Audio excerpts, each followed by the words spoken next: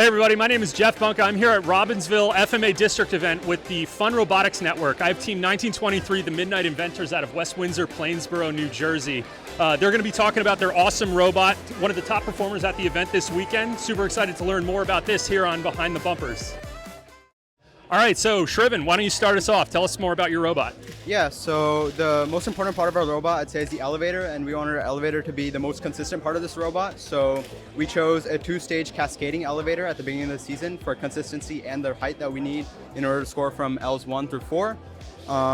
This elevator is run by a 5-to-1 rev gearbox at the back, and this gearbox is centered, but we have two chain runs running to either side.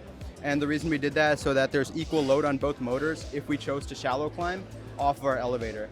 And so our elevator's max height extends, this top face will extend 96 inches, and this lets us score L4 coral comfortably, and in the future lets us possibly score in the barge as well. Yeah, do you want to show us? I'd love to see the extension. Yep, so that's our max height.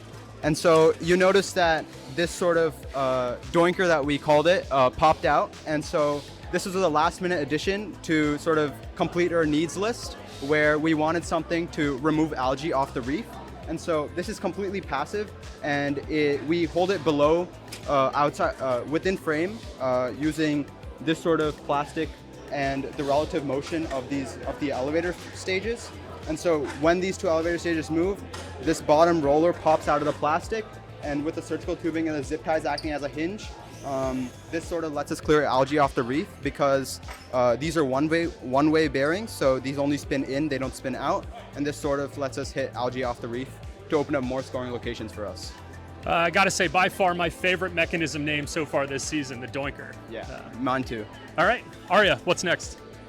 So on the back of our robot, we have our static coral chute that allows us to intake coral. Basically what it does is it's a passive piece of polycarbonate that's bent around this 3D print on the bottom, and this 3D print is actually a stiffener for it.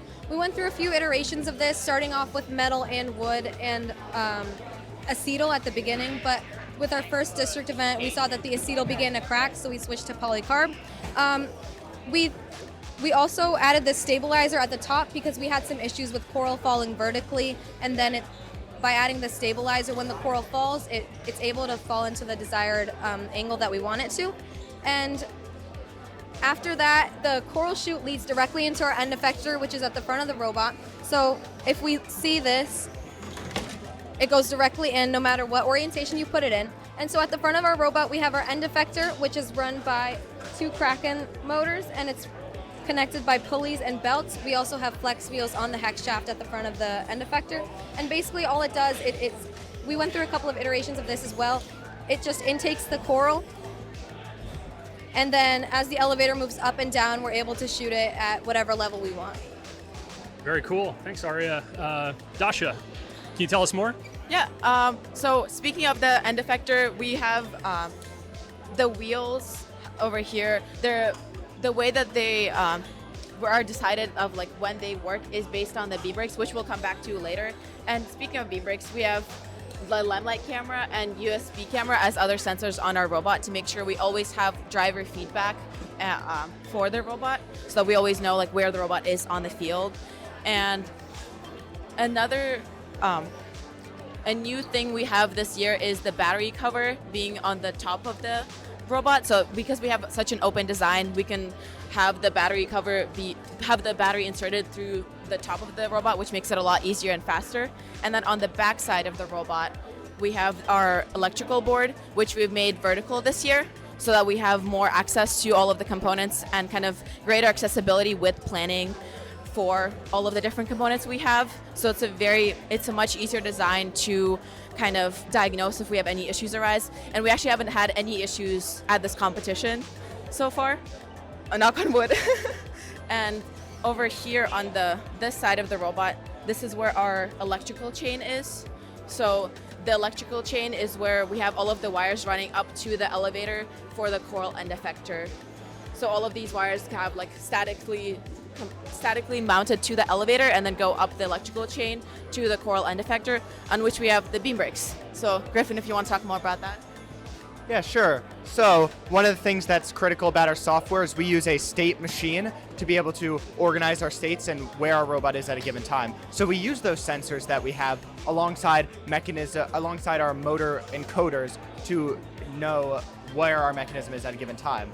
For example, with our beam brakes right now, when we enable the robot, you will see that the coral will do a little backing maneuver so that it can consistently center in the same position. If I enable, 3, 2, 1, enabling, it goes forward slightly, so then we hold in a specific position. The reason for this is because when we raise the elevator, we actually push the coral out a little bit such that we can have more accurate scoring. Another cool part about our robot is we have a slow close on the elevator because of the state machine, such that when we raise the elevator up, like if I bring it up to L2 real quick, 3, 2, 1, go. You'll see that when we drop it back down, it does a slow move down to the bottom, such that we aren't having metal-on-metal contact with the hard stop. Another feature with that Limelight, this is our first year doing using Limelight 3D Pose. We use that with Path Planner to make an auto-alignment algorithm, such that we press one button and our robot drives right over to the closest side of the reef, right to that pole, and then we can score. Another cool thing, using this 3D Pose, we've developed an autonomous dashboard. So right here you can see we use Elastic along with some sendable choosers, such that we can select any sort of auto. We have a specific naming convention, and we can choose any scoring locations on the field, any scoring heights, any starting locations, and then one of 3 station intake locations, and then instantly generate a path such that our robot can run it. For example, this is one of our favorites. See, generate will go green, and then we can run that autonomous. Very cool. Thanks, Griffin. Yeah, I love the customability. It gives you guys a lot of flexibility in a match, which is super helpful, and it lets you, work with other teams autonomously pretty easily, right? Awesome. All right, guys, that's it. 1923, the MidKnight Inventors, one of the top performers here at the Robbinsville District FMA event. Super excited to meet you guys. Really excited to see what you guys do this afternoon.